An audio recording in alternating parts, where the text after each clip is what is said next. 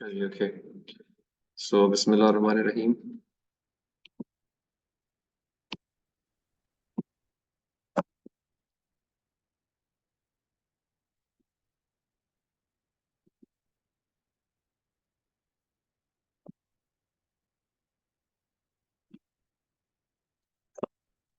तो रेफरेंसिंग से रिलेटेड हमने डिटेल में डिस्कशन भी कर ली, बात भी कर ली। अगर कोई डाउट है किसी का किसी हवाले से तो वो आप पूछिए, if there is any problem issue।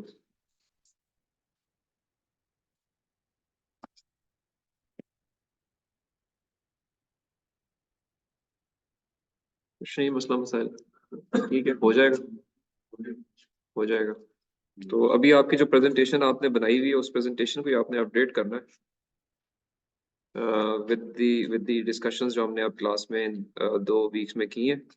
और अब जो एक चीज़ मैं आपको इसके साथ ही आज कवर करना चाहूँगा वो ये है कि अब आपने रेफरेंसिंग जो आपको पता चल गई है, इंट्रोडक्शन सेक्शन जो है वो आप लोग लिख चुके हैं। उसी के आगे अपने आपने डॉक्यूमेंट में एक चीज़ ऐड करनी है which is now the literature review section. तो लिटरेचर रिव्यू सेक्शन लिखने के लिए क्या तरीकाकार मोटे तौर पे यूज़ होना चाहिए once you start writing the related solutions which are similar to the ones which you are trying to address, because based on the literature now you are going to uh, recommend or select your solution। Literature का मकसद ये होता है, हम related papers पढ़ते हैं और related solutions को देखते हैं, उनमें हम यही देख रहे होते हैं कि इसने मेरे वाले मसले को हल कैसे किया जो मैं लेके चल रहा हूँ, जो मेरा टाइटल है। तो अकॉर्डिंगली आप लिटरेचर रिव्यू के अंदर आप पेपर्स पढ़ते हैं और उनके बारे में उनके मेथड को एक्सप्लेन करते हैं अलॉन्ग विद देयर परफॉर्मेंस, कि इस पेपर एक्स के अंदर ये काम किया गया है, इस तरह किया गया है और इसका ये फायदा हुआ है और ये कमी है। 4 चीजें या 4 पंच लाइंस जो है आप कहें कि आपने लिटरेचर रिव्यू लिखते हुए मेंशन करनी होती हैं हर पेपर को जो आप पढ़ रहे हो। नंबर 1, काम उसने किया कैसे है, यानी मेथडोलॉजी को आप थोड़ा सा बताते हैं कि इसका मेथड क्या था, नंबर 1। नंबर 2, आप बताते हैं कि जी इसने जो मेथडोलॉजी यूज की है इससे क्या फायदे अचीव हुए, एडवांटेजेस क्या मिले इसको, परफॉर्मेंस में क्या इंप्रूवमेंट आई, बेंचमार्क्स क्या इसको अचीव हुए। और अगर आप with your limited experience and study if you can figure out कि क्या इसके अंदर गैप छोड़ गया है ये बंदा या ये ऑथर्स, ऐसी क्या चीज़ है जो उन्होंने डिस्कस नहीं की, ऐसी क्या चीज़ है जो कि इन्होंने इंक्लूड नहीं की, ऐसी क्या परफॉर्मेंस है जो कि इनकी कम है। अगर ये आप उसके अंदर से निकाल पाए पढ़ के, जैसे जैसे आप पढ़ते जाएंगे आगे बढ़ते जाएंगे तो फिर आपके अंदर ये टैलेंट बढ़ता जाएगा कि आपको समझ आएगी पेपर पढ़ के कि ये कुछ चीज़ मिस कर गया या क्या चीज़ मिस कर गया। हर पेपर के अंदर कुछ ना कुछ कमी होती है और अगर आप वो ढूंढ पाए, उसका एक तरीका तो होता है कि बाज़ औक़ात ऑथर्स ने खुद बताया होता है कि मैंने मेरी फ्यूचर डायरेक्शंस ये हैं, यानी इनफैक्ट वो आपको अपनी कमी बेशियां बता रहा होता है कि जी मैं इन इन जगहों पे मैंने परफॉर्म नहीं किया, मैं समझता हूँ कि आगे मेरे इस काम की एक्सटेंशन हो सकती है जो कि इस तरह की होगी। वहां से आप डिड्यूस कर सकते हैं कि क्या कमी बेशी है इस काम में या क्या गैप है। तो जैसा मैंने कहा कि पेपर की मेथडोलॉजी, पेपर के एडवांटेजेस एंड पेपर के गैप्स या फ्यूचर वर्क्स, अगर आप वो शॉर्टली 3 4 5 लाइनों में समराइज कर सकें, that is what we call the literature review. आप हर पेपर को 1 बाय 1 उठाएंगे और उनमें ये चीजें मेंशन करेंगे। तो आप जब पेपर पढ़ते हैं तो पेपर के ऊपर आप ये चीजें हाईलाइट कर सकते हैं और या एक शॉर्ट सा एक पैराग्राफ खुद हाथ से लिख सकते हैं, ये टाइप कर सकते हैं कि इस पेपर में ये चीज है, इसका क्रक्स पेपर का ये है, जिसमें 3 चीजें आपने इंक्लूड करनी है, मेथडोलॉजी की शॉर्ट सी समरी, एडवांटेजेस, गैप्स। तो हर पेपर पढ़ेंगे उसके ऊपर आप शॉर्ट सा एक पैराग्राफ लिख लें। नहीं नहीं, एक पेपर की बात हो रही है, एक पेपर जो आप पढ़ रही हैं उसके अंदर से एक पैराग्राफ निकलेगा। अब अगर आपने मोटे तौर पे लिटरेचर रिव्यू में एमएस थीसिस के अंदर 40 पेपर्स आपने जनरली स्पीकिंग रेफरेंसेस देने होते हैं, रूल ऑफ थंब है। तो 40 पेपर्स के 1 1 पैराग्राफ्स आएंगे लिटरेचर रिव्यू के अंदर। अगर आप ज्यादा कर रही हैं तो ज्यादा आएंगे, आपने अपना जो प्रपोजल डॉक्यूमेंट लिखना है उसमें आपने एक लिटरेचर रिव्यू सेक्शन डालना है जो कि रिलेटेड पेपर्स के अंदर से निकलता है। रिलेटेड पेपर्स में हर पेपर का एक पैराग्राफ या दो पैराग्राफ बना सकते हैं आप, जिसके अंदर आप उसकी हर पेपर की methodology, advantages, gaps short summarise करेंगे और फिर उसको आप ले आएंगे अपने लिटरेचर रिव्यू सेक्शन के अंदर। क्या मेरी मैं आपकी बात समझ पाया हूँ? मैंने जवाब ठीक दिया? यही पूछना चाह रही थी आप?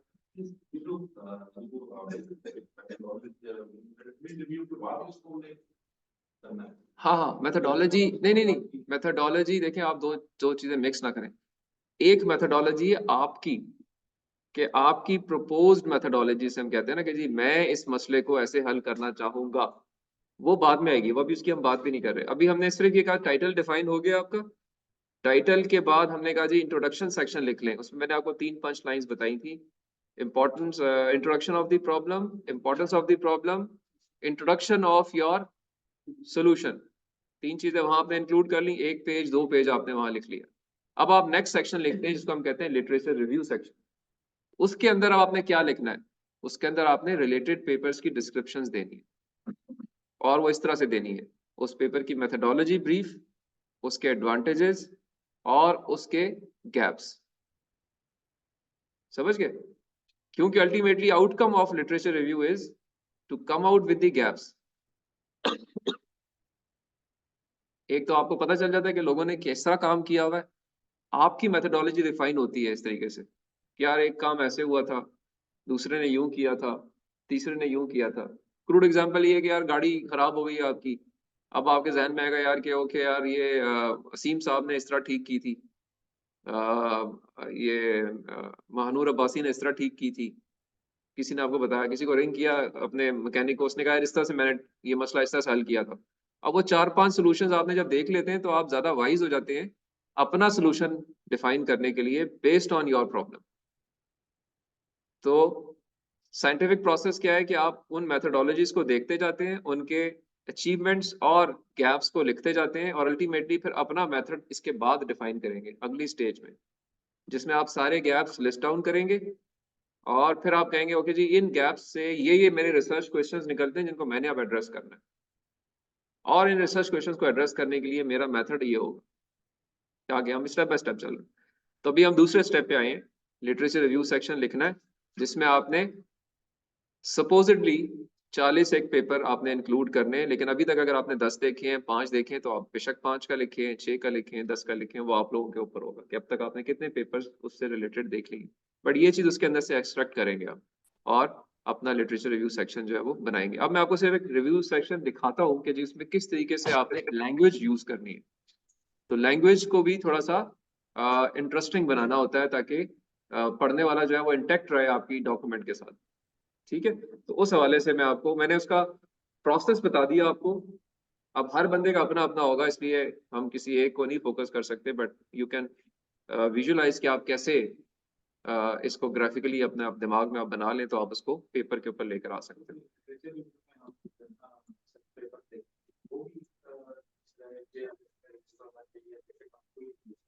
सर ये वही है ना, देखिए सारे जो आप पेपर जब तक देख रहे हो वो पेपर आप वहीं से तो सेलेक्ट करके आए हो। वो जो 10 पेपर है और भी सारे के सारे वही होंगे। हाँ, सारे सारे तो इसलिए किया ना कि क्योंकि आप वो रेफरेंस देना जिसका जो अच्छे पेपर हो। मैंने ये कहा ना आपको कि रेफरेंसिंग सेक्शन को देख के रिव्यूअर एक इंप्रेशन कायम करेगा। तो अगर वहां पे 4-5 अच्छे हैं, 15-20 बेकार के हैं, तो फिर रेफरेंस का इंप्रेशन तो हो गया खराब। तो सारे पेपर्स को रीजनेबल क्वालिटी का होना चाहिए। आप जो भी करें उसको ये चेक लगाएंगे पहले, वो चेक सब पे लगेगा। अभी आपने 5 पे लगाया, अब अगले 5 पे, फिर अगले 5 पे, तो अपने 30-40 पेपर आप इस तरीके से चेक के बाद फाइनलाइज करेंगे, उनका एक एक पैराग्राफ लिख लेंगे, उसको हम ले आएंगे टुवर्ड्स लिटरेचर रिव्यू सेक्शन और for thesis literature review chapter. समझ गए? तो अब से ये एक आपको अगर मैं इसको शेयर करूं बाकियों के साथ भी, तो ये एक मैंने अब एक जर्नल पेपर खोला हुआ है और मैं इस पे थोड़ा सा आपको लिटरेचर रिव्यू सेक्शन लिंक करता हूँ, जरा थोड़ा सा उसको हम देख लें कि किस तरीके से हम उसमें चीजों को लिखते हैं। तो इंट्रोडक्शन सेक्शन इसका अगेन उसमें फोकस इसी तरीके से है कि प्रॉब्लम को आइडेंटिफाई किया है, प्रॉब्लम की इम्पोर्टेंस बताई है और अपने सोल्यूशन को इंट्रोड्यूस किया हुआ है इसके अंदर। ठीक है, और अब मैं चला जाता हूँ इसके लिटरेचर रिव्यू सेक्शन में। वहां से हम थोड़ा सा स्टाइल ऑफ राइटिंग को चेक करते हैं कि किस तरीके से ये रिलेटेड वर्क है।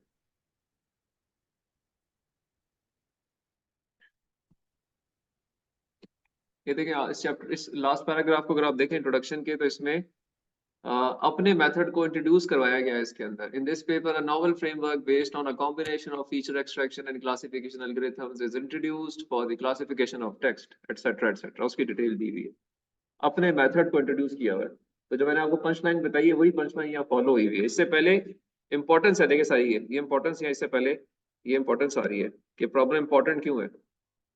ये देखें फिगर्स के साथ, टेक्स्ट के साथ, फैक्ट्स के साथ यहाँ बात की हुई है।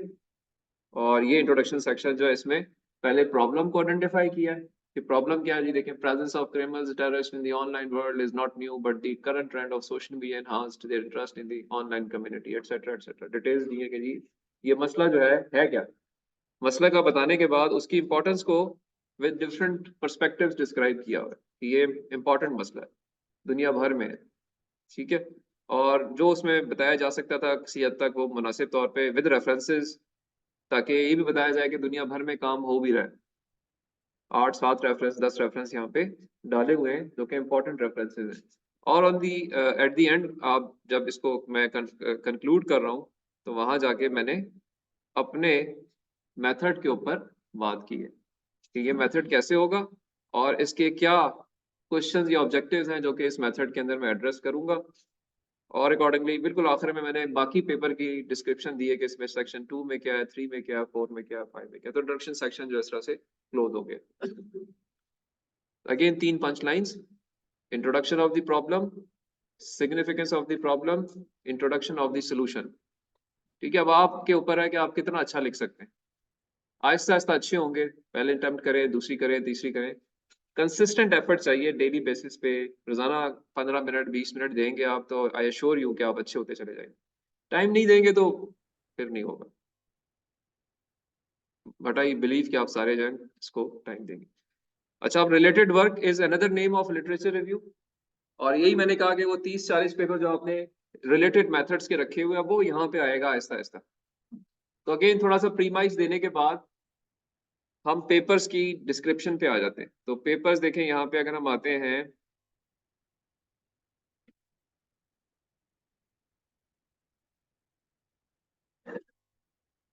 मैं वो पैराग्राफ पे जाता हूँ जी जहाँ पे पहले कुछ जनरलाइज बातें लिटरेचर के बारे में की हैं। फिर देखें एक रेफरेंस 7 दिया हुआ है, if you can see that.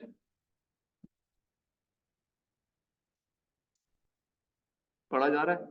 Shah et al create a multilingual sentiment lexicon with intensity weights to classify social media contents as high extreme, low extreme, moderate and neutral. The accuracy up to 82% is achieved with machine learning classifiers using this approach.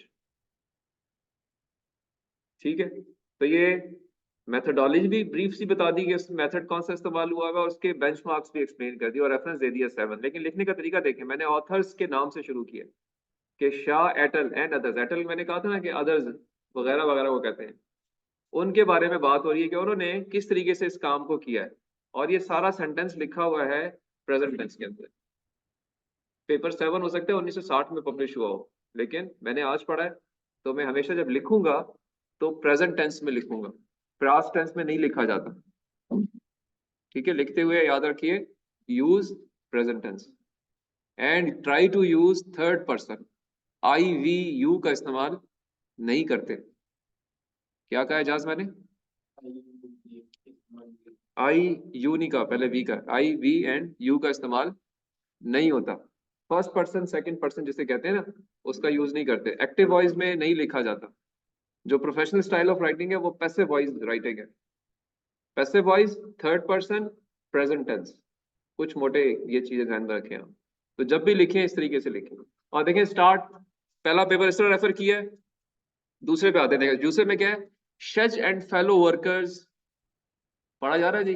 present a review of special feature extraction techniques for handling ambiguity of words.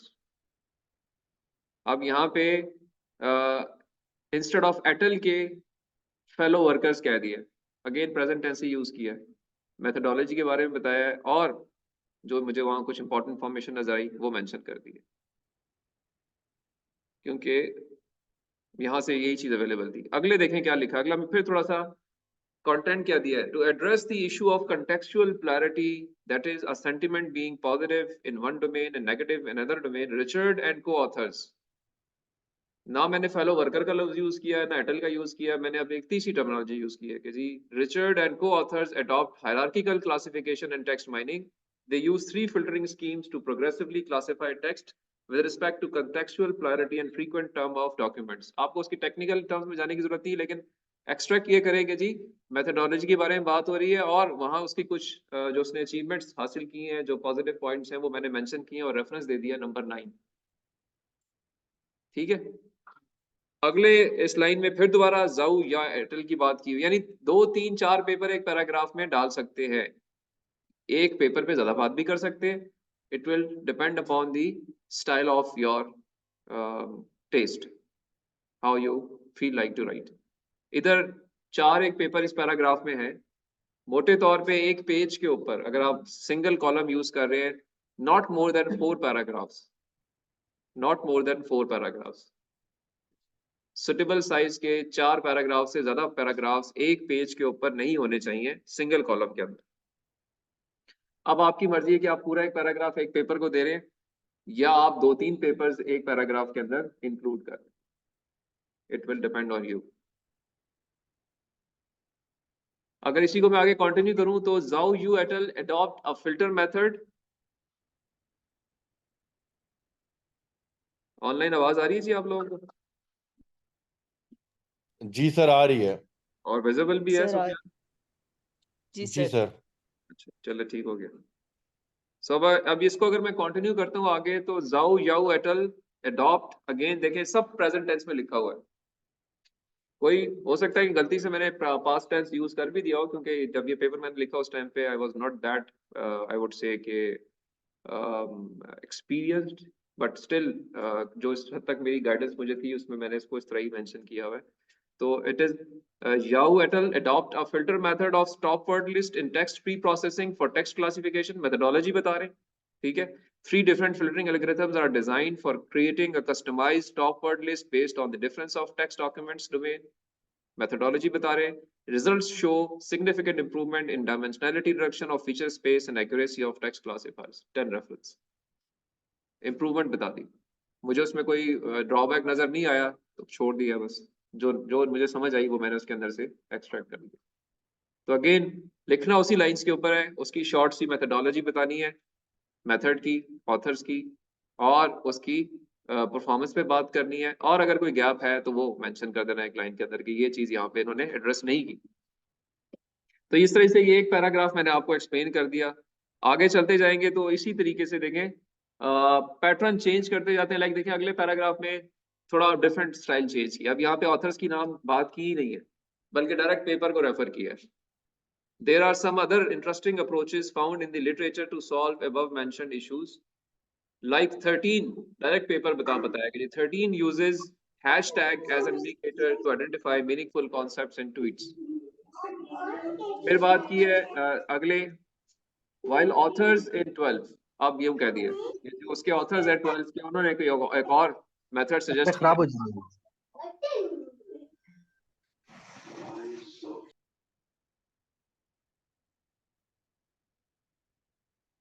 While authors in 12 suggest a text pre-processing framework for text mining on big data infrastructure to reduce the computation time, ये paper 12 की बात कर ली। यहाँ देखें दोबारा authors की बात नहीं की या नाम नहीं लिखे, सिंपल जनरलाइज जुबान में बात की है। लेकिन आगे फिर ऑथर्स के साथ आ गया, विभा एंड कुलीग प्रेजेंट। तो यहाँ पे अब ना मैंने को ऑथर का है, ना को वर्कर का है, ना कुलीग का है, यानी एक नया लफ्ज यूज कर लिया, विभा एंड कुलीग्स। और आगे जाके जब इसको हम देखते हैं तो इसका रेफरेंस जो है वो ये आखिर में नंबर 14 रेफरेंस जो है वो इसका हमने दे दिया। ये अगले पैराग्राफ में अनदर वर्क जो कि 4 नंबर वर्क है। तो देखिए अब ये मिक्स एंड थोड़ा सा इसमें आप जब पढ़ते हैं तो ज़रा बेहतर फील करते हैं। वो कहते हैं ना कि एक ही स्टाइल में नहीं लिखना आपने कि जी इन 4 टक टक टक टक, इन 5 टक टक टक टक टक टक टक टक लिखना नहीं है। ठीक है, जो उसमें यानी जो उसकी चीज है वो आपने लिख दी, लेकिन एक ही स्टाइल में लिखते गए। लोग ऐसे करते हैं ना कि जी इन पेपर 1 ये बताया, इन पेपर 2 ये बताया, इन पेपर 3 ये बताया। ये तरीका ठीक नहीं होता। You have to mix mingle the words, use good words, better words, so that the reader gets stick to your content. अगर आप मोनोपोली कहते हैं या आप क्या कहेंगे उसकी, एक वो आप आती है ना कि एक ही तरह से चीज अगर लिखी जाए, मोनोटोनस टोन अगर आ जाए, तो मोनोटोनस टोन जो है वो अच्छी नहीं होती लैंग्वेज में। तो लिटरेचर रिव्यू लिखते हुए स्पेशली मोनोटोनस नहीं होना। ठीक है जी। ऑनलाइन भी आवाज आ रही है मेरी सबको? जी सर, आ रही है। बात भी समझ आ रही है? जी सर। सर आ रही। ओके। सो इस तरीके से आप लोगों ने अपने रेफरेंस सेक्शन को, लिटरेचर रिव्यू को लिखना है। जितने भी पेपर्स आपने अब तक पढ़े हैं, मेरी अंडरस्टैंडिंग ये है कि कम से कम 10 पेपर्स आपके इस वक्त तक हो चुके हैं। तो आप वो 10 पेपर्स का लिटरेचर रिव्यू इस तरीके से सुटेबली 1 2 3 पेजेस पे आप उसमें इंसर्ट करें।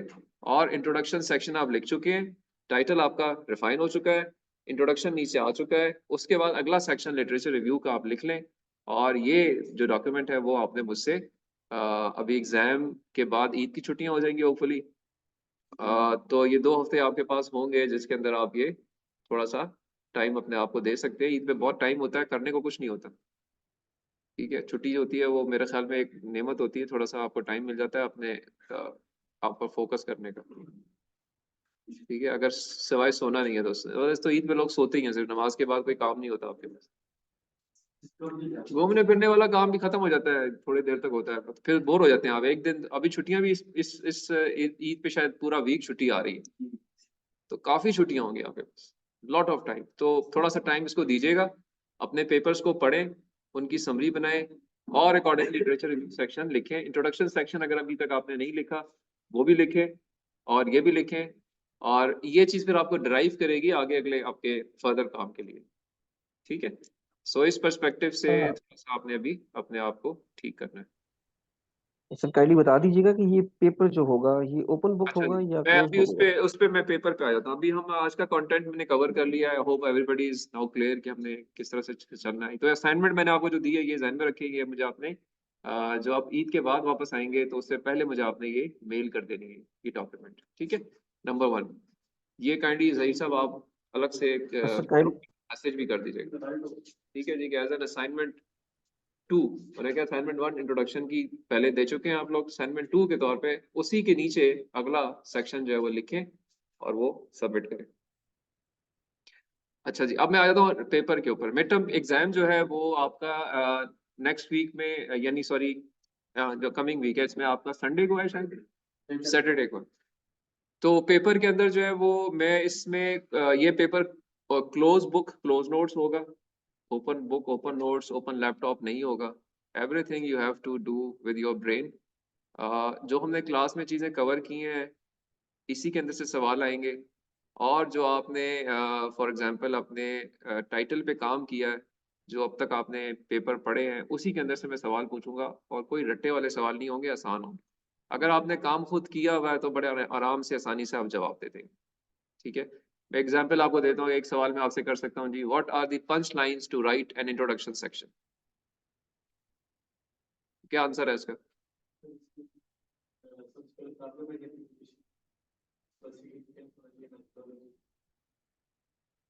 ठीक है, इसका जवाब है जी कि there are 3 punch lines which are taught in the class.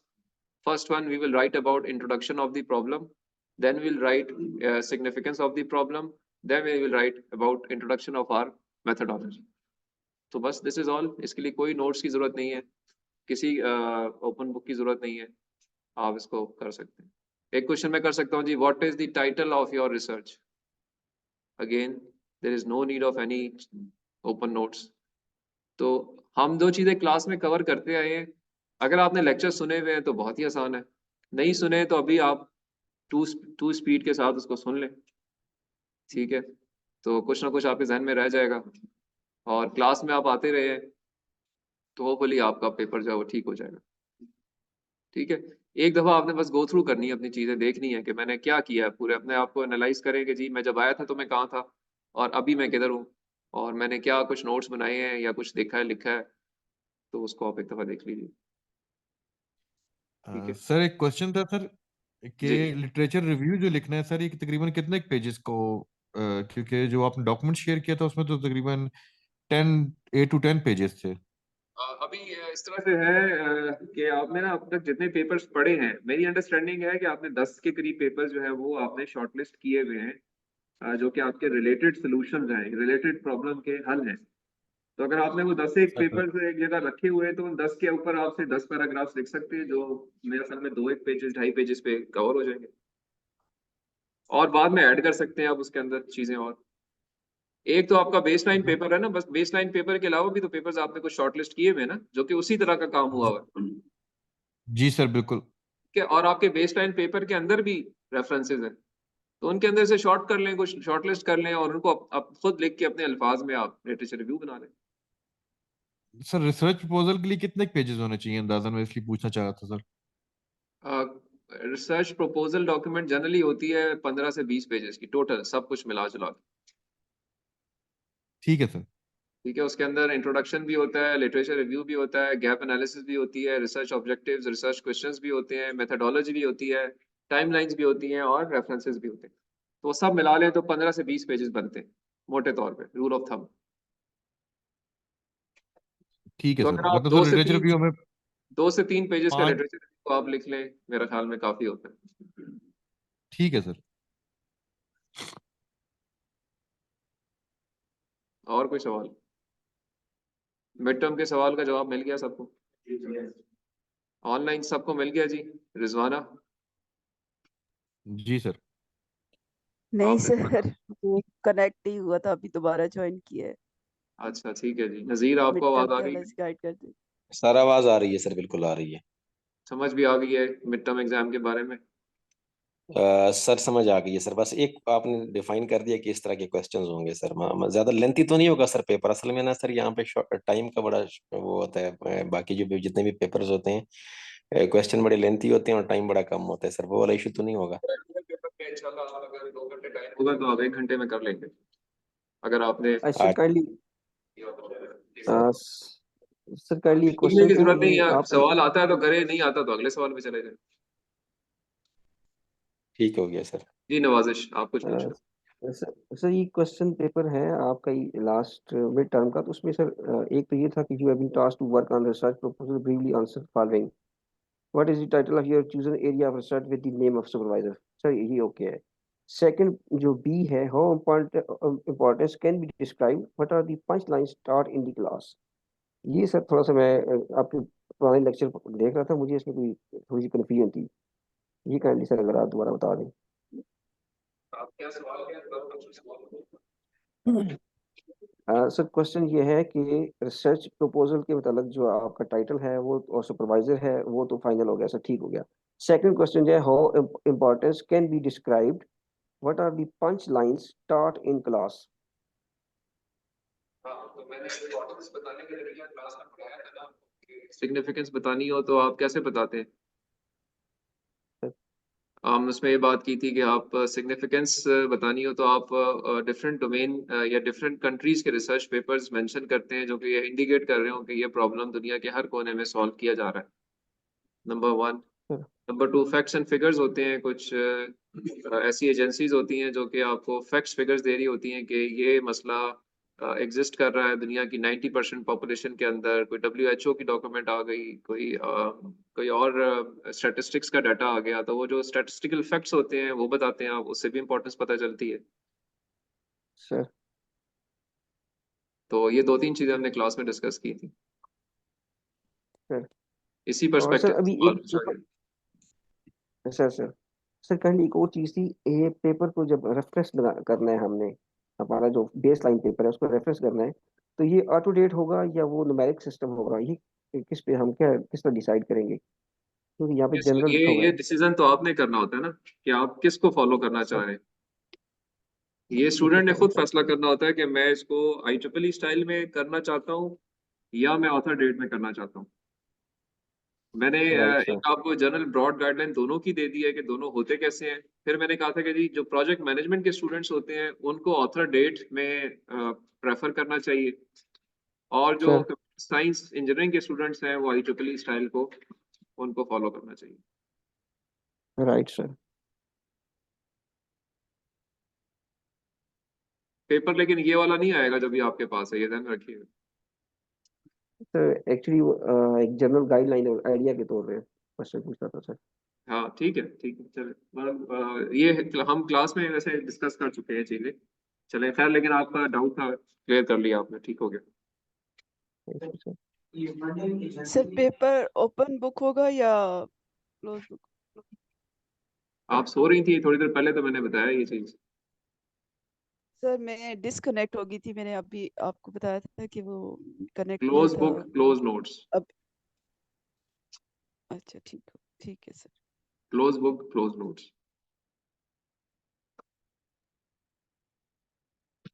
जी और कुछ किसी ने पूछना है? सर एक और चीज़ थी, इंट्रोडक्शन जो पहली असाइनमेंट थी तो उसमें हाँ चीज़ें रिफाइन नहीं थी। अभी कुछ चीज़ें मजीद बेहतर हो चुकी हैं तो उसको रिफाइन करवा के दोबारा सबमिट करवा सकते हैं सर। बिल्कुल, ये तो हम बार बार बात करते रहे हैं कि आप जो चीज़ है ना वो बिल्ड कर रहे हैं, और सर पहले जो चीज़ थी खराब थी अच्छी कर दें, उसको रिप्लेस कर दें। आपकी right ultimately sir. Final document consider होगी, ये सारी तो इन प्रोसेस डॉक्यूमेंट्स हैं। तो यस सर। एक के ऊपर ही आप बिल्ड कर रहे हो। प्रेजेंटेशन भी आप देखो, पहली वाली प्रेजेंटेशन को ही आप ऐड कर रहे हो चीजें, और अपनी डॉक्यूमेंट में भी आप पहली वाली डॉक्यूमेंट के ऊपर ही चीजें ऐड कर रहे हैं। तो पिछली चीजें जो आप समझते हैं कि ठीक नहीं है, ठीक करने वाली है, वो आप ठीक करते जाए। Right sir. तो अच्छी बात है बिल्कुल, अगर सर आप इसका करोगे तो इट वुड बी। सर एक और चीज़ थी, लास्ट टाइम आपसे बात हुई थी IEEE पे आपने कहा था कि ये पेड अकाउंट बनता है यहाँ पे IEEE एक्सप्लोरर या इसकी जितनी भी वो डॉक्यूमेंट एक्सेस करने के लिए। तो सर अभी कुछ डॉक्यूमेंट्स जो मैं पढ़ रहा हूँ आर्टिकल्स वो मोस्टली जो उन्होंने रेफर किया हुआ है वो IEEE को किया हुआ है। तो आपको सर अगर काइंडली कुछ IEEE का कोई पेपर चाहिए हो तो आप मुझसे उसका लिंक शेयर कर लीजिएगा, मैं आपको मेल बैक कर दूंगा। और आपको खुद भी यस वैसे सर मिल यही जाएगा, बात अगर आप साए हब पे जाके उसको ढूंढोगे तो वहां मिल जाएगा।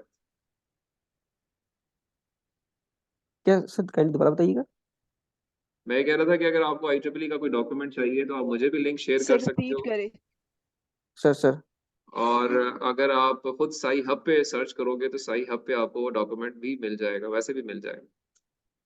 सर ये आजकल सर ऑनलाइन चीजें काइंडली जो है ना वो ऑलमोस्ट हर चीज मिल जाती है।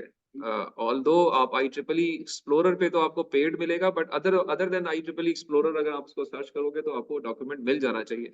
फिर भी ना मिल रहा हो तो लिंक सर मुझे भेज दें, मैं आपको भेज दूंगा डॉक्यूमेंट। सर सर ये काइंडली साई हब का स्पेलिंग बताइएगा सर। SCI-HUB। आई ठीक है सर। ये मैं यहाँ पे थैंक यू आपके सर। सामने खोल भी लेता हूँ। SCI Sci Hub. Right sir. ये आ गया सर साई हब, ठीक है। इस पे आप अपना राइट लिंक डालेंगे तो ये जनरली इनके डेटाबेस के अंदर जो है वो आपका डॉक्यूमेंट जो है वो अवेलेबल होता है। सर। कोई बात नहीं, वो भी मिल जाएंगे, मिल सब जाता है। क्या होनी चाहिए? हाँ, इरादा होना चाहिए मजबूत, मिल सब जाता है। आपकी क्लास में जो है ना बहुत सारे ऐसे लोग हैं जो कि डिजिटल लाइब्रेरी पे बैठे हुए हैं, आप उनको अप्रोच करें, वो आपको भेज देंगे। ये वसीम साहब को भेज देंगे, आपको दुनिया का हर डॉक्यूमेंट भेज देंगे।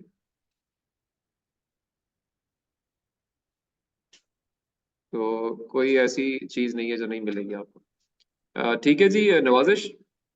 Yes sir. तो जनरली जी सारी अपनी जो आपने चीजें पढ़ी एक दफा उनको गो थ्रू कर लें।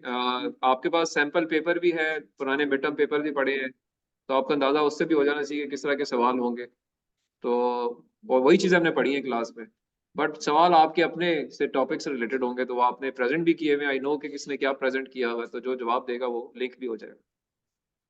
तो इसमें कोई ऐसी नकल का भी वो नहीं है, ना कोई रटे लगाने हैं, बस आपने अपनी अपना आपने अंडरस्टैंडिंग देनी है मुझे। तो अंडरस्टैंडिंग जो है वो पेपर से भी समझ आएगी, फिर आप प्रेजेंट भी कर रहे हैं रेगुलरली तो प्रेजेंटेशंस में भी आप चीजें कवर कर रहे हैं। अगर मिड टर्म किसी की अच्छी नहीं भी होती कोई बात नहीं, presentation will be there to cover it up. एम मेरा सिर्फ ये है कि आप सारे अच्छे ग्रेड्स लें, सारा सीख के जाएं, अपनी रिसर्च के पर्सपेक्टिव से आपकी जो डाउट्स हैं वो क्लियर हो जाएं और आप उसको कहीं अगर सुटेबली यूज कर सकें जिंदगी में तो इस्तेमाल करें। आपका भी एम यही होना चाहिए कि हम जो है वो कुछ आगे अगर कभी जिंदगी में मौका मिले अभी भी और बाद में भी तो हम एक हमारी डायरेक्शन ठीक हो, तो उस पर्सपेक्टिव से सिर्फ सीखें चीजें। ग्रेड पे अब सारे माशाल्लाह मैच्योर हो गए, ग्रेड के ऊपर फोकस करना छोड़ दें। वो 9th-10th में भी अब ग्रेड का सिस्टम जो है ख़त्म हो रहा है, उधर भी जो है ना नंबरिंग अब ख़त्म कर दी उन्होंने कि जी अब बस सही है, क्वार्टाइल या परसेंटाइल में अब आपकी मार्किंग हो रही है। तो ये हमेशा बचपन से हमारे दिमागों में जो डाल दिया जाता है ना कि ये नंबर 100 में से 99 लेने हैं या 99.5% मार्क्स आने चाहिए, ये कॉन्सेप्ट ही ठीक नहीं है। लर्निंग पे जोर दें। अगर आप कुछ सीख रहे हैं, ग्रेड बेशक अच्छा नहीं भी है, तो आप जब किसी के पास भी जाएंगे तो वो आपकी पर्सनैलिटी को जज करेगा, आपके ग्रेड्स नहीं देखेगा। Nobody sees your GPA, let me tell you, nobody. Professional life में हर बंदा आपकी शक्ल देखता है, आपकी पर्सनैलिटी देखता है, आपसे सवाल करेगा और बस सिर्फ ये देखेगा जी क्वालिफाई टिक हुआ हुआ है, इसने क्वालिफिकेशन की हुई है, बस। तो इस पर्सपेक्टिव से ही जिंदगी में अपने टारगेट करें और मैच्योरिटी से आगे चलें। ठीक है, और कोई किसी का सवाल है जी? Anybody's question? सर एक आखिरी सवाल है, इसमें कोई मेमोराइज करने वाली चीजें तो नहीं है? जिस तरह फॉर एग्जांपल रेफरेंस आप किस तरह देते हैं, कौन कौन से इसके स्टाइल हैं, तो इस तरह के सवाल होंगे सर या नहीं? लेकिन देखो, अब अगर आपने रेफरेंस दिया है तो आपको एक आध रेफरेंस देना आना तो चाहिए ना, मोटे तौर पे। सर क्या ख्याल है? बस बिल्कुल सही है सर। इस हवाले से ध्यान में रखें। अगर आपने एक से ऑथर डेट रेफर किया है 3-4 पेपर्स को, तो अब आपको मैं कोई एक पेपर दूं कि जिसको रेफर करो, तो आपको कर देना चाहिए कि जी ठीक ये है, इसका रेफर होगा। ठीक है सर, ठीक है सर। रट्टे की जरूरत नहीं है, बस ये एक जनरल आपका फ्लो ऑफ अंडरस्टैंडिंग होती है कि आप कर लेते हैं ऐसे काम। हाँ बस सर मैं यही पूछना चाह रहा था। ठीक है सर। हाँ, क्योंकि एक आध पेपर में मैंने पहले किसी मिड टर्म में पूछा हुआ भी है, तो आपसे भी पूछ सकता हूँ, हो ठीक है सकता है जी, ना पूछूं। ठीक है सर। और कोई एनीथिंग एल्स? नहीं? चले जी, ठीक है, thank you very much. wish you good luck in paper and see you inshallah after the Eid hopefully। तो मेरी तरफ से एडवांस ईद मुबारक सबको हो। रमजान में सारे इबादत करें जितना टाइम रह गया है, और अपने लिए भी दुआ करें और मेरे लिए भी दुआ करें। ठीक है, थैंक यू। इंशाल्लाह। ओके ओके सर, आपको ध्यान रखें। हाँ, thank you Thank you, sir.